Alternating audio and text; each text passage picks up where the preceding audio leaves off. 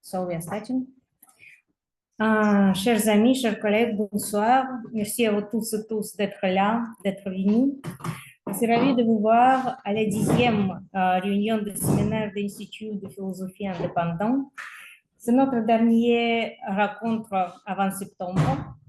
Notre association internationale Institut de philosophie indépendant est fondée par des philosophes russes qui ont quitté leur pays en désaccord avec la politique militaire des autorités et la guerre en Ukraine. L'Institut a 3 missions principales. Il mène les études critiques en philosophie, en sciences humaines et en sciences sociales. Il soutient les chercheurs qui ont été contraints de quitter la Russie. Il développe des projets de recherche conjoints avec des collègues du monde entier. Nous cherchons des réponses aux questions globales suivantes. Quelle est la logique historique et sociopolitique des événements qui se déroulent sous nos yeux? Quel rôle jouent les écoles et traditions philosophiques nationales dans le monde contemporain? Quelle pourrait être la contribution de la communauté universitaire pour sortir de la crise actuelle? Aujourd'hui, c'est la 10e rencontre de notre série de séminaires mensuels. La série s'appelle « Les outils philosophiques dans l'analyse des défis contemporains ». Pourquoi? Depuis le siècle, les Lumières et le célèbre débat sur philosophie popularis, la philosophie a été plusieurs fois confrontée à la question de son utilité après dans l'âge public et à la question de sa capacité à fournir des réponses aux défis contemporains. Est-ce que cette philosophie populaire peut conserver son caractère systématique? Ou bien elle doit réinventer méthodologiquement pour résoudre des problèmes spécifiques? Au regard de la perspective d'aujourd'hui, cette question semble plus permanente que jamais. En plus, la complexité des problèmes posés par les crises politiques, économiques et existentielles menace la stabilité des structures démocratiques et provoque des changements sociaux rapides. Les séminaires sont assis en direct sur Zoom car il est très important que nos collègues qui ne sont pas à Paris puissent assister virtuellement et participer à la discussion. Aujourd'hui, nous sommes en présence de 3 intervenants de Northwestern University, Madame Anna Siljak, Monsieur Brett Underwood et Monsieur Randall Poole. Madame Anna Siljak va présenter sa présentation de première. Elle va parler de la Russie cachée en philosophie continentale. Après, on va avoir présentation de M. Brad Underwood. Son présentation s'intitule « Rien de rien, underground chez Sergei Bulgakov et Nikolai Berdiaev ». Et le dernier, notre intervention, c'est M. Randall Poole qui va parler de Nikolai Berdiaev, Histoire des droits humains au XXIe siècle. Et on va commencer avec Anne. Anne, vous cède la parole, c'est à vous. Et après, on va continuer. Merci. Please excuse me for speaking in English, since I do not know French. So I want to thank all of you for coming. I would like to thank Yulia and Institute of Independent Philosophy for inviting me to give this talk. And it's a pleasure to be here today and to give you a talk about, in part, about a philosopher that I've been studying for a number of years now, and that's Nikolai Berdiaev. This is now the 150th birthday of Nikolai Berdiaev. And so there's no better time to celebrate than to talk a little bit about his work and also about the role that Russians have played and continue to play in European continental philosophy. When I began studying Berdiaev, I knew that Berdiaev read many religious philosophers, theologians, patristics. He read voraciously in the Russian, German, and French philosophical tradition. He was familiar with Western theologians. He read the Kabbalah. He read the Anthroposophy of Rudolf Steiner.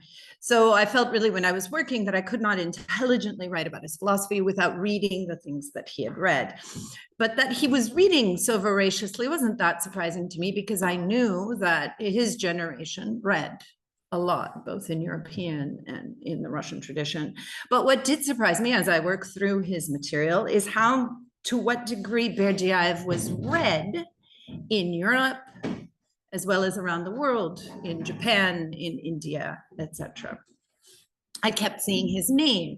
So in an offhand quote by the theologian C.S. Lewis, in Hannah Arendt's work, in the work of Gabriel Marcel, Etienne Gilson, Jacques Maritain, obviously, and I think perhaps most surprisingly, in a long essay on continental theology written by none other than the American civil rights hero Martin Luther King Jr. When he died, Time magazine called him the greatest religious philosopher of his time. And this is one of the biggest magazines published in the United States at the time. So they knew Berdiaev, they called him a great religious philosopher. The contrast with the present day is striking. In the English-speaking world in particular, Berdiaev is very unfamiliar. In the best-known Stanford Encyclopedia of Philosophy, he does not even have one entry. The last biography of him published in English was published in 1967. To the extent that you read about him today, he is often listed in the Anglophone world as one of Putin's philosophers, because Putin apparently recommended to some governors that they should read Berdiaev, particularly his philosophy of inequality. I think that's a mistake for a variety of reasons, and we can talk about that later. But my goal is to rehabilitate his legacy a little bit and to talk about how he has been important, not just for Putin, certainly, but really for the European continental tradition. I think part of the problem stems from the timidity of us who study Russian philosophy. Too long, I think we have suffered from a kind of fear or a modest acceptance of a contemporary Western commonplace that philosophy moves from West to East. And Russians accept what comes from the East. Maybe they engage with it, but it is very rare for people to study, not very rare, but it is not as traditional to study about how ideas go from East to West. And they do so in a variety of fashions in ways that we actually may not expect.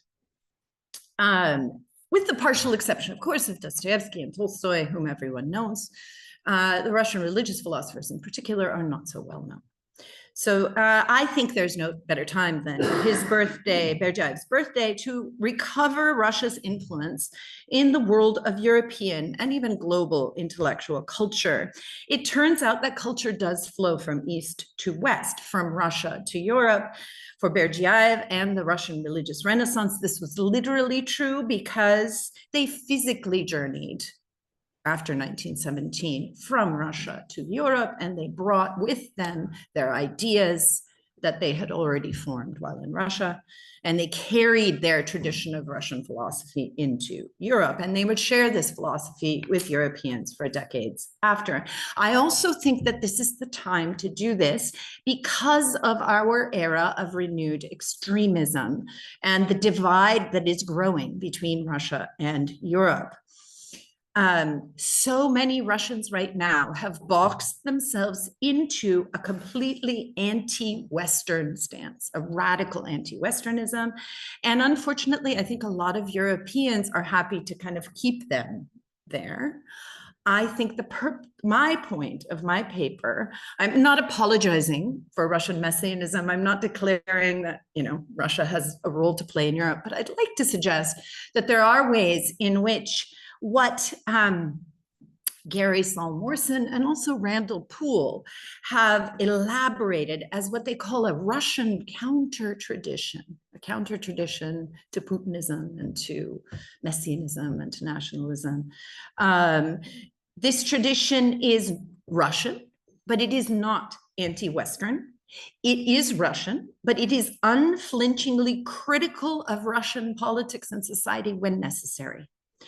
It is steeped in Western ideas, but unafraid also to critique Western ideas and excesses.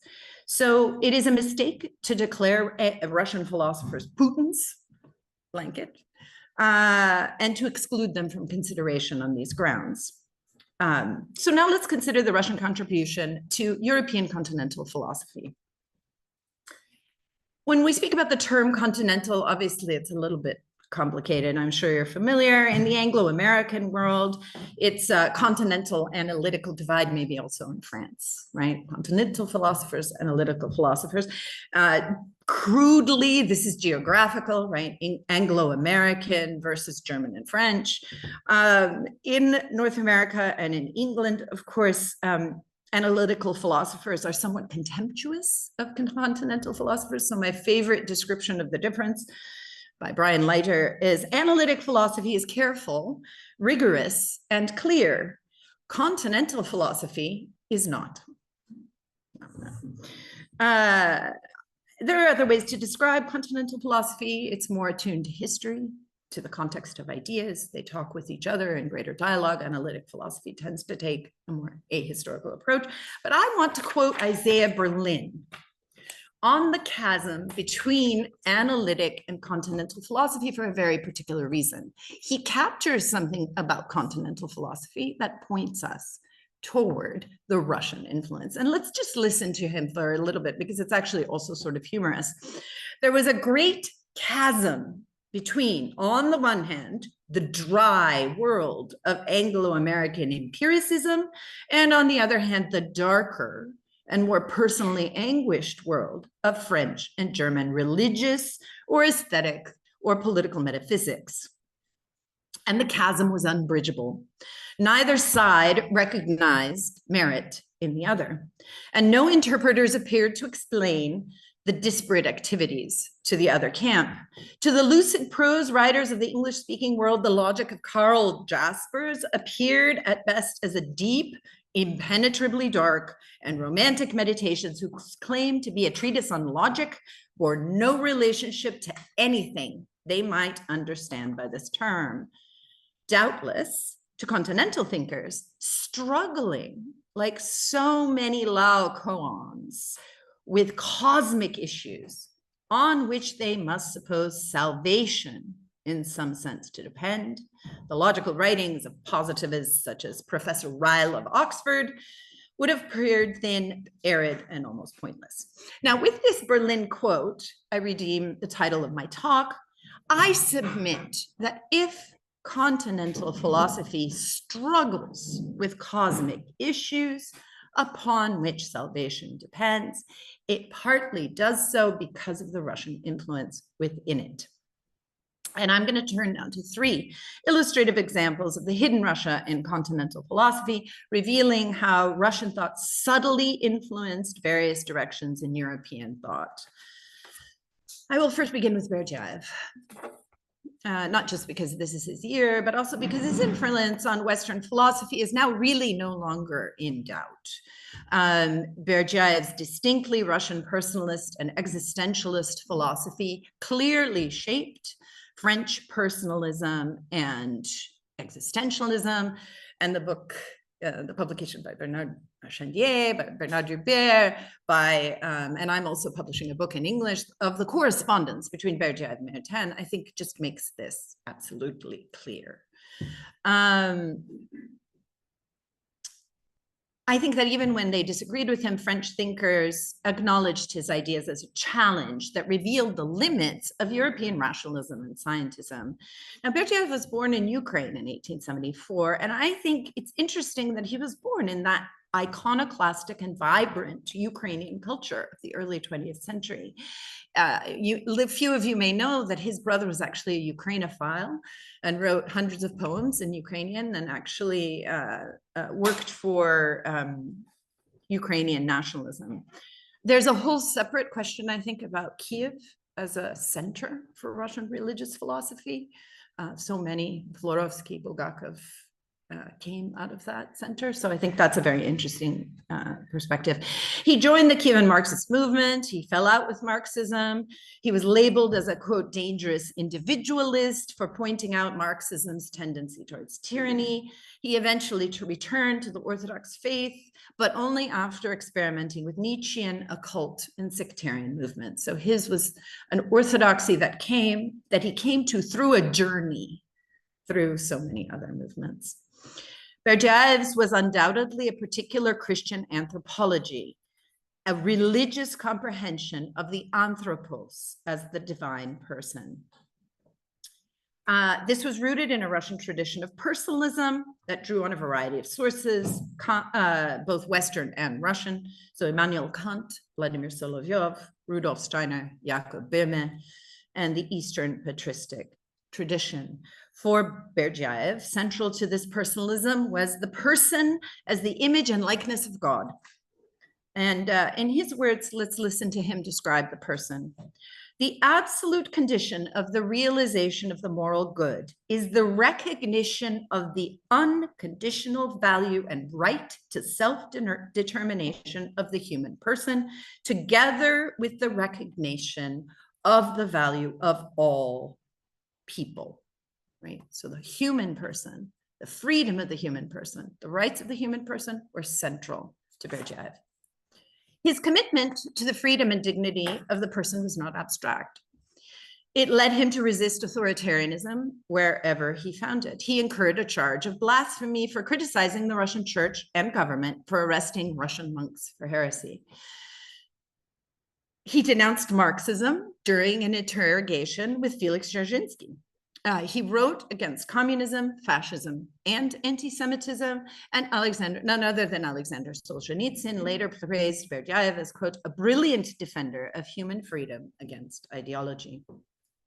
When Berdiaev finally arrived in France in 1925, he brought his personalism with him in the form of a small collection of essays published as The New Middle Ages. It was published in Russian first in 1923, translated into German in 1924, and became very popular among German and French intellectuals thereafter. The book had a critique of biological scientism, individualism, rampant technological mechanization, and extreme liberal capitalism. It declared that Marxism and fascism were secular religions. It defended the human personality. And this captured particularly the French imagination. It introduced Berdiaev, for example, to the neo-Thomist philosopher Jacques Maritain. Now, the full account of the relationship between Maritain and Berdiaev has been revealed, as I said, in these books on the correspondence between the two men. The correspondence is, as I said, proof of the full integration of Berdiaev's philosophical worldview into the intellectual life of Europe. In all three of these volumes, we are made aware of the friendship between the two men and their collaboration with other French intellectuals, Emmanuel Mounier, Etienne Gilson, Gabriel Marcel. By the time Jacques Maritain wrote his highly influential Rights of Man and Natural Law in 1942, his view of the person had been formed in encounter with Berdiaev's ideas, and that's what Randall Poole will be talking about, that very specific nexus, defense of human rights between Maritain and Berdiaev. For this reason, we can actually see personalism as a Russo-French philosophy in some ways, that stood against communism, fascism, Franco's Spain, European anti-Semitism, and techno-capitalism.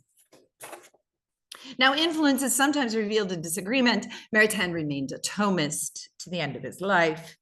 Berdiaev, on the other hand, was impatient with the Thomistic system and insisted that the path of the individual to the divine was not always reasonable and rational, but often undefinable and mystical. Bernard Joubert describes a very humorous moment, a meeting of Catholic and Orthodox philosophers in Clamart in 1930, during which Berdiaev presented a paper on Jacob Böhme's Ungrund, or the divine nothingness, as the proper mystical understanding of God as non-being, and Brad will be talking about that. One participant remembered the event. He said, Berdiaev's ideas provoked high agitation within our little circle. French and Russians rose up, speaking all at once. So it was big drama. Berdiaev later recounted that he overheard a cleric in the audience mutter, "This is how heresies are born." So they were very opposed to him. Now, Maritain disagreed with Berdiaev on the Ungrund, there's no question. He actually called Berdiaev, he accused Berdiaev of being an irrationalist and pursuing an anti-intellectual existential philosophy. So he was opposed. Nonetheless, he also wrote, Berdiaev pushes me to write on these topics of personality and evil.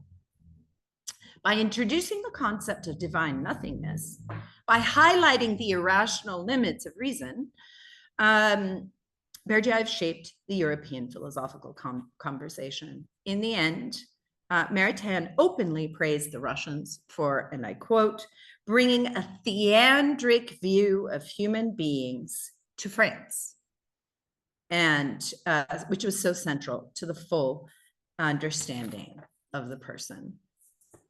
By making Berdiaev's thought visible in the European continental context tradition, I'm also revealing the first bits of evidence from my main thesis that the hidden Russia in European philosophy was a critique and a corrective to the European philosophical perspectives of the day.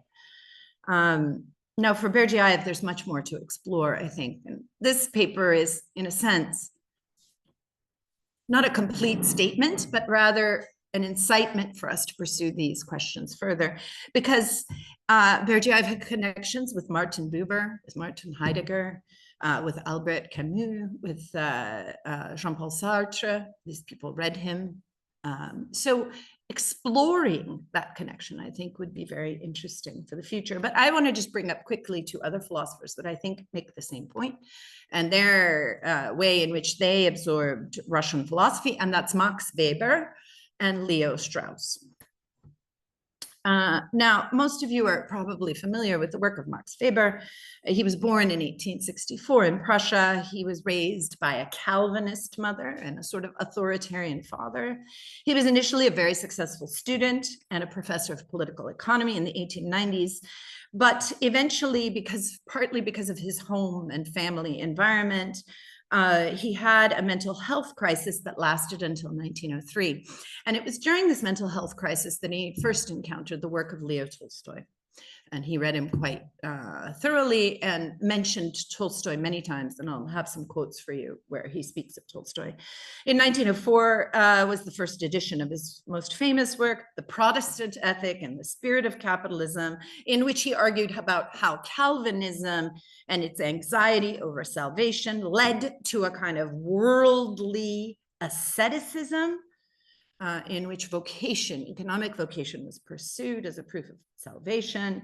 And this, of course, this book heralded his return to the European sociological scene, and he became one of the founders of European sociology. Now, you might say, well, Max Weber's not a continental philosopher. He's a sociologist, right? That could be what you say. My answer to that is to listen to the evidence of none other than Karl Jaspers, the continental philosopher par excellence, who actually was quite categorical. I find this a little excessive, but he said it. Over all these years, said Karl Jaspers, I have never philosophized without thinking of Max Weber. Why? Why was Karl Jaspers indebted to Max Weber? Let's let Jaspers speak for himself. And if you hear this, you'll understand where I'm going. Max Weber's science is linked to an awareness of what is not known.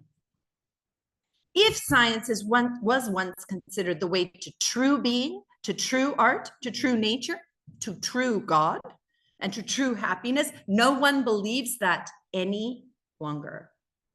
Science has disenchanted the world. This is Jaspers, right? Therefore, as Tolstoy concluded, science is meaningless. because it gives no answer to the only question important for us: what should we do and how should we live? Max Weber declares that it is indisputable that science has no answer to Tolstoyan questions. Now, you see that, and then this is again, I think Jasper's going a little crazy, but he calls Max Weber an existentialist philosopher, which I think this quote shows what I'm talking about. Right where he's talking about Max Weber as a continental philosopher, he is bringing in Tolstoy and the limits of science, right? But not just Tolstoy. Scholars have known for a long time about Weber's fascination with Russia, especially with his fascination with Russian politics and society. He wrote a lot of articles on Russian politics and society, but I think there are a lot of things that we do not, I think, are less well known, except in German scholarship. From 1905 on, Weber studied Russian every day before he got up in the morning. He was closely associated with a group of Russian emigre students who lived in Heidelberg, including Fyodor Stepan and Bogdan Kistiakovsky. He read not just Tolstoy, but also Vladimir Solovyov. He was familiar with the works of Vladimir Solovyov and Alexei Khomyakov, especially The Church is One. And I think you might find it surprising that Weber translated and published substantial excerpts from Sergei Bulgakov's Philosophy of Economy in 1912. Obviously, Weber was very familiar with Russian thought, but how did it shape his own? And here I'd like to have you turn your attention toward the first meeting of German sociologists in 1910. They have a long conversation, in part about what Weber calls the Greek church. And here's what Weber told his colleagues, among whom was Ferdinand Tönnies, Ernst Troeltsch, Georg Simmel, right? They're all sitting in a room. And this is what Weber is telling them. While the Calvinist church is permeated by sectarianism, the Greek church is saturated in great measure with a very specific classical mysticism based on the East's unforgettable belief that brotherly love and charity, those special human relationships which the great salvation religions have transfigured and which seem so pallid among us, that these relationships form a way not only to some social effects, but to a knowledge of the meaning of the world, right? So if science can't find meaning, perhaps the path of mysticism in Russia might point the way. I do not want to exaggerate Weber's fascination with Russian mysticism, but nonetheless, you see a little bit how his encounter with Russian philosophy shaped his understanding of the counter to Calvinism. I mean, he even says,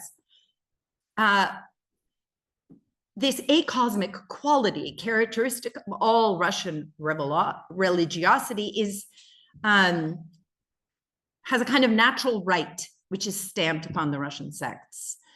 All fundamental ideals of people like Solovyov go back to that basis. So he knew Solovyov quite well. In a sense, Weber was intrigued by an Orthodox ethic as a kind of alternative and a critique to the soullessness of the capitalist endeavor, which he was investigating. Now, a second piece of evidence, and I'll just do it quickly, of Weber's engagement with Russian thought is this whole concept of the disenchantment of the world. And this appears in Sciences of Vocation in 1920. This disenchantment thesis is a cornerstone. I want to make sure my time is okay, of Weberian thought, and people are quite influenced by it in European philosophy thereafter. And he argued that the increasing intellectualization and rationalization means there are no mysterious, incalculable forces that come into play. This is what he means by science. This means the world is disenchanted, right? So intellectualization, rationalization means the world is disenchantment. Now, this process of disenchantment, does it have any meanings that go beyond the purely practical and technical? You will find the question raised in the most principled form in the works of Leo Tolstoy. So right there with his question of the disenchantment thesis is Leo Tolstoy. And I think not just Leo Tolstoy, but Leo Tolstoy is the representative of a critique of Western rationalism that you can also find in Homyakov, Solovyov, and Bulgakov.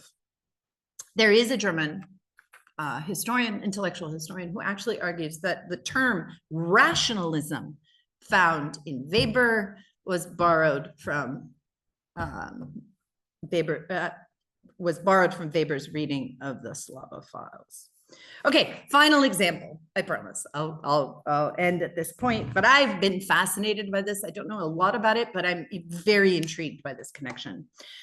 The case of Leo Strauss and his Russian interlocutors.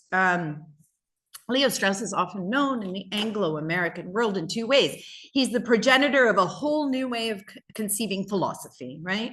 Known as Straussianism, in which there are close readings of classic texts of the Western intellectual tradition. The Straussian method is the quest for esoteric meaning, hidden messages embedded in classic texts. Strauss is also, I should note, in the Western world, accused of being the founding father of American neo-imperialism and neo-conservatism.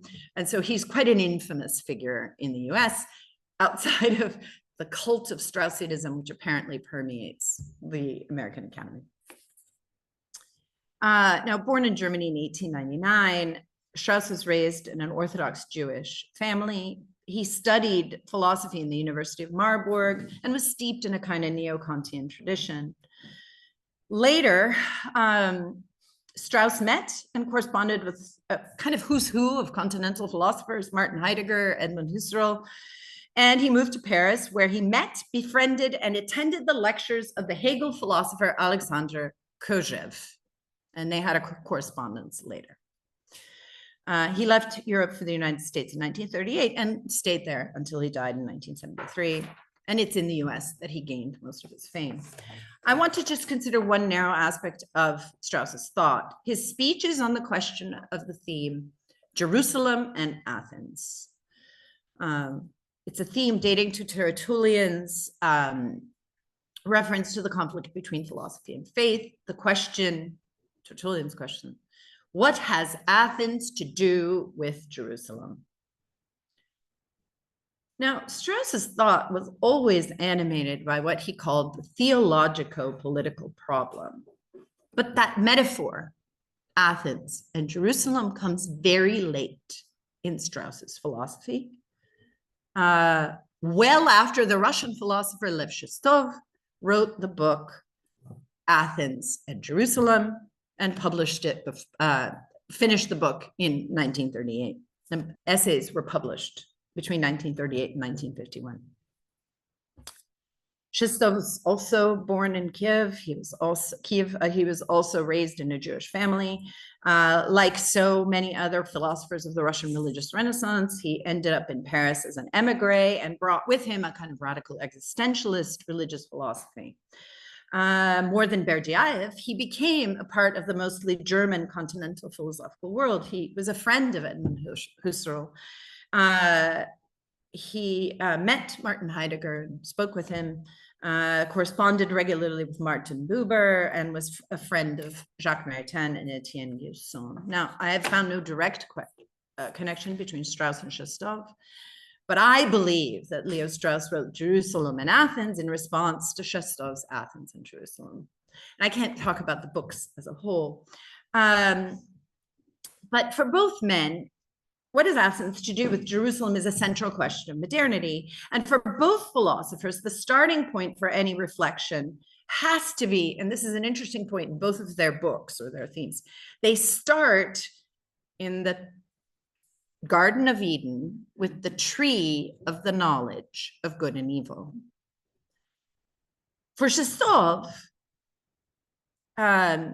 he makes the startling claim. He was a radical existentialist in this way. He says, European philosophers, including Spinoza, unhesitatingly give in to the temptation of the serpent in the garden. Eat of the tree and you will know good and evil. And Shestov critiques all of European philosophy and to a certain extent Russian philosophy for pursuing knowledge and science as the only true ways of understanding the world. And so Shestov writes, all of us are persuaded that the serpent who enticed our primordial fathers to taste of the fruits of the tree did not deceive them. If it is necessary to choose between God, who warns us against the fruits of the tree, and the serpent who asks us to taste of it, the educated European cannot hesitate. He will follow the serpent. Right, so it's Spinoza. The knowledge bestowed by the tree was especially tempting, Shestov believed, because it would make man like God, knowing. Right? But eating from the tree was a Faustian bargain for Shestov. By disobeying God, humanity ended up worshiping reason as an abstract order higher than God himself, worshiping the omnipotence of necessity, following the serpent into the prison, as Shestov calls it, of 2 + 2 = 4, right? This is an old Dostoevskian theme. Adam exchanged the freedom which determined his relationship to the creator for a dependence on impersonal and indifferent truth. So for Shestov, the alternative was simple. The relationship of man to God is freedom. And he likes Tertullian's line. This is why he follows Tertullian. The Son of God died. It is absolutely credible because it is absurd. And having been buried, he rose from the dead. It is certain because it is impossible. So that's Shestov's radical existentialism. This is existential freedom. What about Strauss? This is it. So this is where I will finish. Strauss wrote, and I just love this quote, "What is to be done with those who assert and reassert their belief in revelation while claiming to see farther and higher than the scientific mind?" For Strauss, there was only one thing to be done: to rescue philosophy from Shestov and from absurdism. To do this, he also begins, I don't think it's a coincidence, with the tree of knowledge in the garden. But what does Strauss say to his readers? The serpent spoke the truth. Everything happens exactly as the serpent had predicted. Adam and Eve do not die. Their eyes are opened. They become similar to God by acquiring knowledge. God punishes the serpent and Adam and Eve because he is a capricious God and wants obedience, not freedom. So, how does he solve this problem, reason and revelation? Well, for Strauss, it was esoteric. Jerusalem, obedience to God, is for ordinary people. They have to be content to be obedient children. Athens, philosophy, on the other hand, is for what Strauss called the philosopher kings. That is, philosophy will always remain the preserve of the elite, a small part of the population who can live as philosophers happily. Strauss did not agree with Shestov, in other words, but from whom, other than from Shestov, could he have possibly been inspired to see Jerusalem and Athens as a fundamental conflict that needed to be resolved? I submit that he was troubled by Shestov, that he had to resolve Shestov, and as Berdiaev did for Maritain and Solovyov, and Bulgakov, Solovyov, and Khomyakov did for Weber, so Shestov challenged Strauss to consider the limits of philosophy, the challenge of a revealed religion for those who wish to know. Okay, so this is my summary point, and then I'm done. What do we see when we recover the hidden Russian continental philosophy? I think we see a repeated subterranean challenge to European philosophizing. In Russian philosophers, Europeans encountered an exploration of boundaries, an understanding of limits, pointing towards the transcendent and the salvific. If we return then to Jaspers, what is hidden in Russian continental philosophy is a bit Jaspers' concept of a limit situation, right? A situation in which the mind must take into account the pathology and boundaries of its knowledge of the world. It is in this hidden anti-rationalism and anti-scientism that I think the best of the Russian counter-tradition resides. And this is a counter-tradition that needs to be explored further as we move forward in Russian intellectual history and Russian philosophizing. Thank you.